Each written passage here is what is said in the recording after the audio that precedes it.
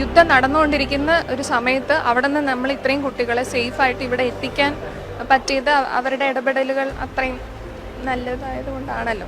Sir ഇപ്പോൾ candidate ഇലക്ഷന് നിൽക്കുന്ന സ്ഥിതിക്ക് എന്താണ് നമ്മളെ കൊണ്ട് ചെയ്യാൻ പറ്റുക എന്നുള്ള രീതിയിൽ നമ്മൾ ഓഫീസുമായിട്ട് കോൺടാക്ട് ചെയ്തിരുന്നു. അപ്പോൾ അങ്ങനെയാണെങ്കിൽ ഒരു ടോക്കൺ ഓഫ് ഗ്രാറ്റിറ്റ്യൂഡ് അല്ലെങ്കിൽ ടോക്കൺ ഓഫ് റെസ്പെക്റ്റ് എന്നുള്ള രീതിയിൽ കുറച്ച് എമൗണ്ട് നമ്മൾ ഓൺലൈനായിട്ട് കളക്ട് ചെയ്തു.